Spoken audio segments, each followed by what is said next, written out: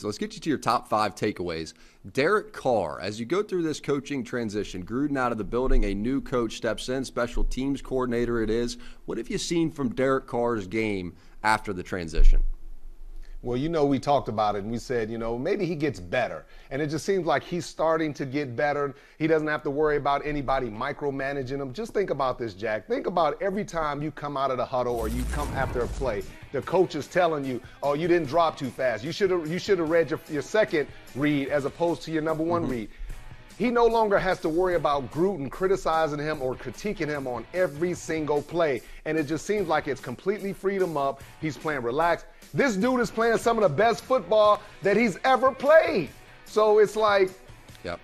Hey, man, he's actually gotten better. He's actually gotten better since John Gruden's departure. It's crazy. I've never seen anything like it.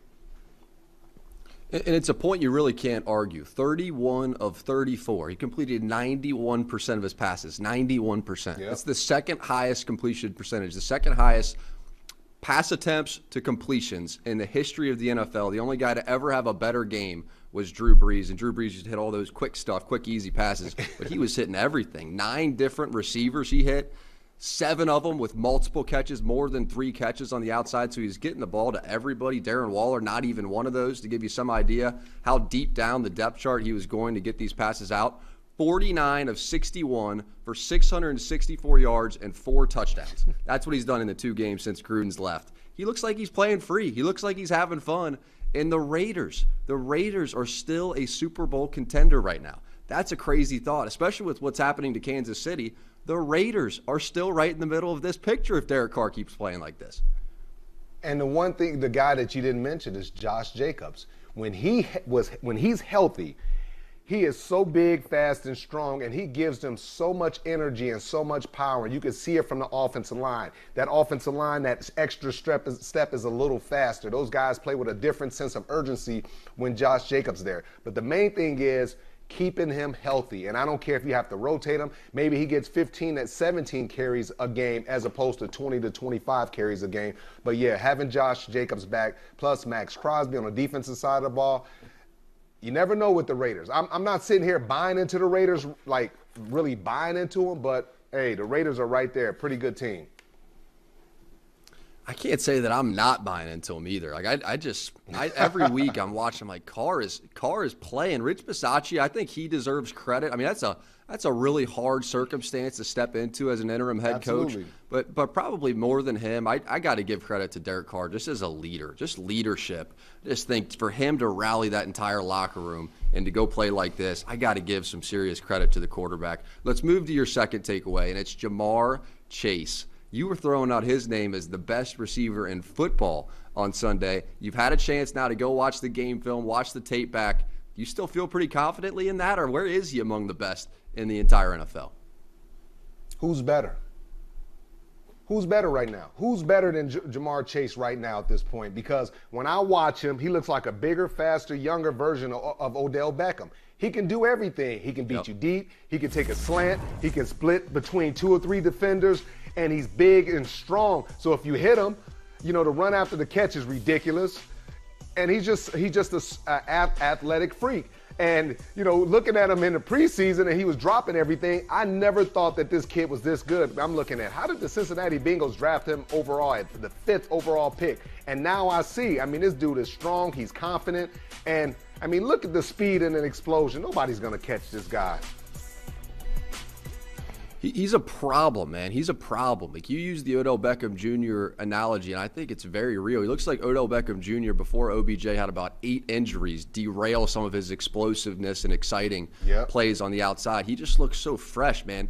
He has more receiving yards through 7 games than any rookie in NFL history. Any. You think about some of these receivers, Randy Moss. You think about some of the best. Justin Jefferson had a great year. More than any ever. Marlon Humphreys, he hasn't allowed a 100-yard receiver on the outside since 2019. Week 2 of 2019. The Bengals, they got him for 227 yards on Humphreys. Humphreys alone, 227 yards. 165 of those belong to Jamar Chase. So he's doing it in man coverage. He's doing it against elite players, and he is dominating them. I think he has a legit case right now. Maybe he and Cooper Kupp for the best receiver in football.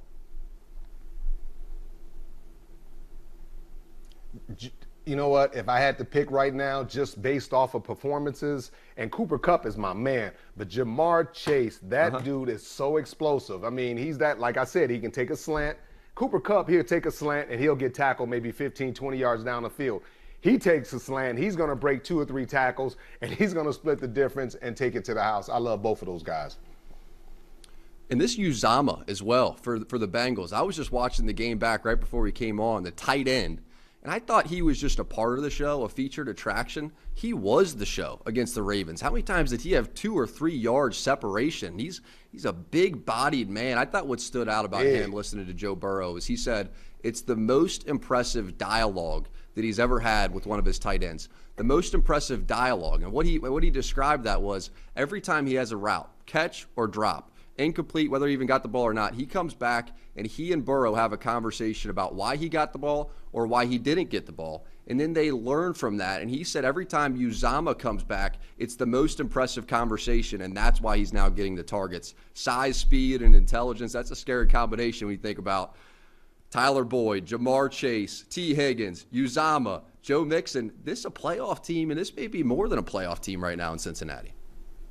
Yeah, you mentioned Marlon Humphrey, and I want to go back to him because he's getting paid a lot of money. He had a huge contract, and he's not playing well right now. Remember against the Raiders, he got beat for the game winner, and he's not just getting beat by the number 1 receiver. Zay Jones is a 3rd receiver, and if you go down the list of big plays that he's given up this year, he has not played well, and this is a guy that they do a lot of different things with. They put him on tight ends, they put him in the slot, they put him out wide. Maybe they need to reduce all the different things that he's doing right now because he's all over the place and he's not playing his best football. That's it. Let's get to your second takeaway. Let's see where you're looking with number 2. This should be your third. The Titans, the Tennessee Titans, Rod. Tennessee, they are beating some of the best teams in the AFC, some of the best teams in the NFL. At what point do we start talking about the Titans as the best?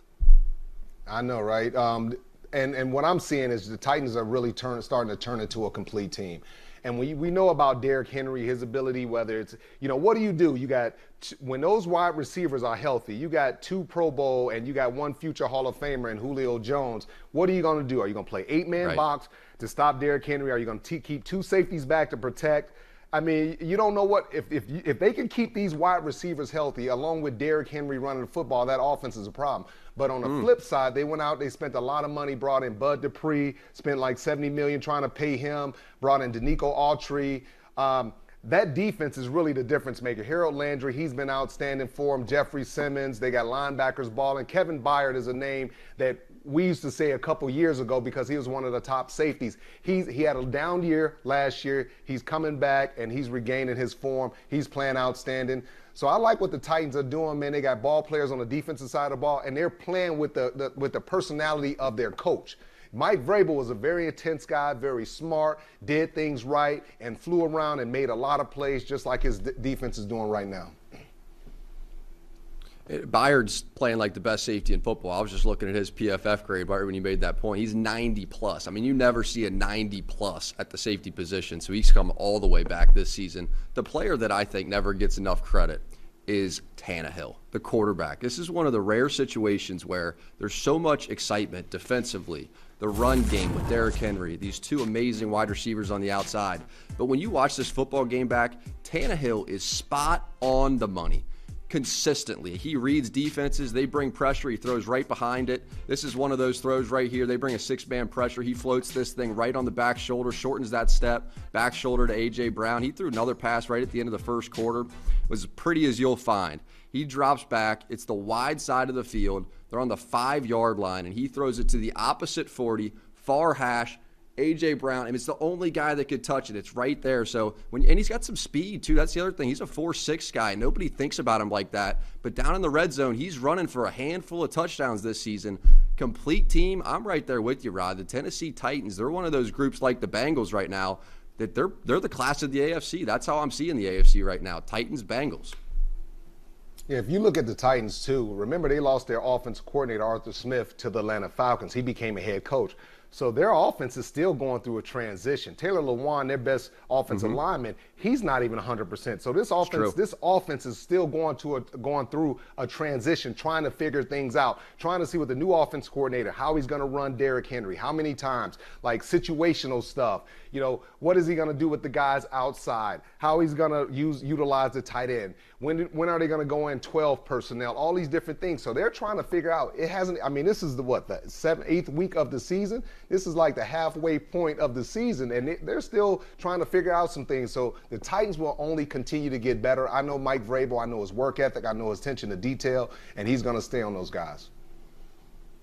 Yeah, and they had to get healthy a little bit. They had to get, Julio back and healthy. And now that you see all those playmakers on the field at the same time, you start thinking, oh, this is what the offseason hype was about. This is why, because this team was already close. Then Julio comes in. Now Julio's healthy. A.J. Brown, Tannehill, the defense you described.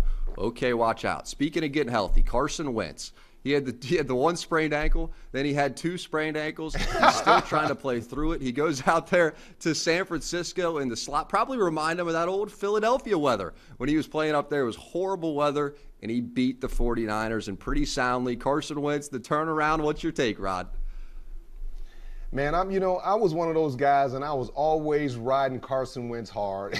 And even some of the fans let me know, You're always on Carson Wentz. But I got to give a lot of props to head coach Frank Reich.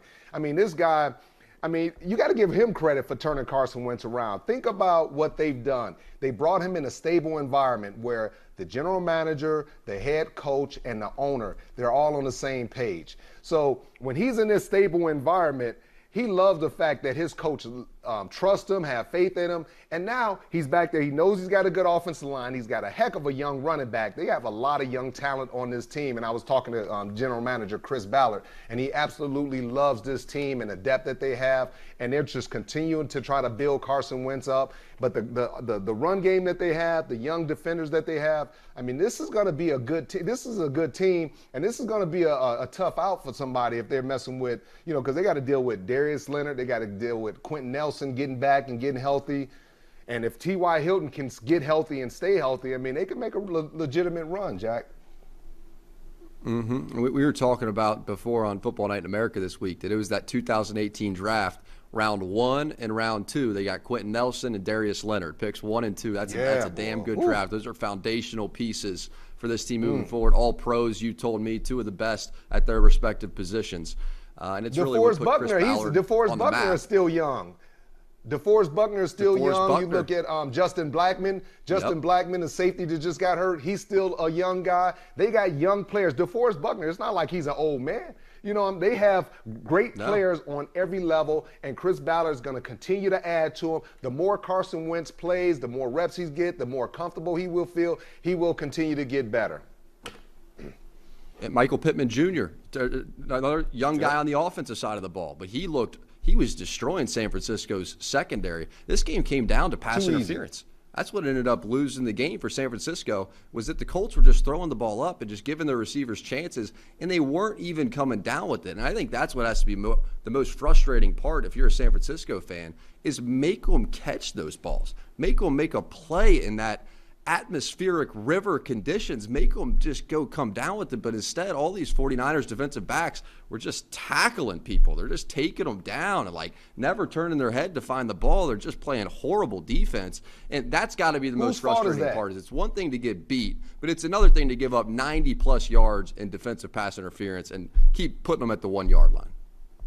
Whose fault is that? It's the defensive coordinator's DeMeco Ryan. Now, I'm going to hold him accountable, because if you know that your defensive backs are struggling with seeing the ball, you don't play press coverage. You get them back, you play them in zone where they can always keep vision on the quarterback, and they can play with depth. You play from deep to short. So if anything is caught in front of you, you come up, you rally, and you make the tackle. You cannot let anything go over your head. And if you watch film, and maybe I watch more tape than them, all I saw is when I was watching Indy was run, run, run, take a shot. Run, run, run, take a shot. Play action pass, take a shot. That's all they do. That's what they do. And it's like, how can you be surprised, DeMeco? Because that's what they do. And he just didn't make any adjustments. He sits back and he thinks that he could just rush 4, but nothing else changed. This is K'Wan Williams. He's one of the best nickelbacks in all of football. And They're going to throw it up. You're not in great position. You don't see the football. Just get deep. You don't even have to do this. You don't have to grab the guy. How can you grab the guy? You know the officials are staring at you. Just get deep. Who cares if he catches a 10-yard out route? This is a veteran player. This is Josh Norman. This guy's been all pro. He's been a Pro Bowler, and he's doing the same thing. So to me, I'm looking at the defense coordinator. I'm looking at the secondary coach, and I'm saying, what the heck are you guys doing? Do you watch tape? I just don't get it. It was really ugly. It was really ugly, especially when you consider they were up 9-0. All they had to do was protect that lead. I mean, they were up 9-0 in this game. And then before you know it, they're losing. It was like it was like at halftime. They already had relinquished the lead at that point. So it was just really a sloppy game. And I thought Shanahan called such a great opening series where he was hammering this run game, getting that stretch going to the outside, and then he was working the play action in beautifully. And then after that, he started outsmarting himself a little bit. The run game was working. Mitchell was destroying him out of the backfield. But then he started just shifting strategies. Look at this run game. They were hammering the ball that first series to begin the game. 8 to 10 yards to play. Mitchell, I mean, he's not getting touched till he's 8 yards down the field. Look at this. He's not getting touched till it's the safety. And then they started going play action on first down and play action on second down.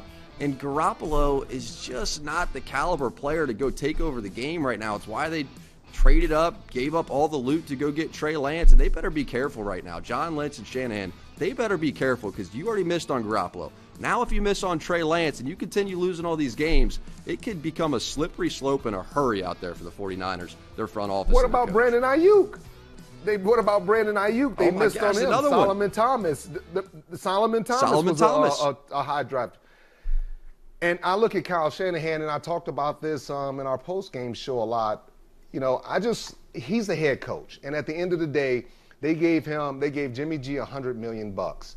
And if you cannot trust a guy that you gave $100 million to throw the ball down the field, and at least challenge the defense, then, I mean, like, what are you doing? Like, he needs to make a decision because either he's going to roll with Jimmy G this year and allow Jimmy G to play quarterback, or he should go with Trey Lance when Trey Lance gets back and say, you know what, this is the new regime. We're going to stick with this quarterback, and we're going to have Jimmy G back him up. But he needs to make a decision because right now what he's doing to his team, it's not right. He's not right as a coach right now. And a lot of guys are probably upset at him too, trying to, figure this thing out. Yeah, Shanahan last in the league, Garoppolo is with depth of target. So that's that lack of trust that you're talking about. And this offense has been built on Kittle. And so when Kittle's out, it's Kittle catch and run, right? It's Kittle creating those unbelievable run blocks like he does, which helps that stretch run scheme work so well. And then it's also Kittle with the catch and run, where he can break 3 or 4 tackles and bust off these big plays. Deebo Samuel can do some of the same stuff. But when they don't have George Kittle, this offense just looks flat. It looks weak. It looks flat. And they fell apart after that first series. I just think it's going to be some sort of dicey territory starting to happen out there right now. They got a lot riding on Trey Lance becoming a great quarterback. And I think that there is questionable signs so far based on what I've seen on film. Hi, I'm Mike Tirico, and thanks for watching. Make sure to hit subscribe for the latest news and highlights from NBC Sports.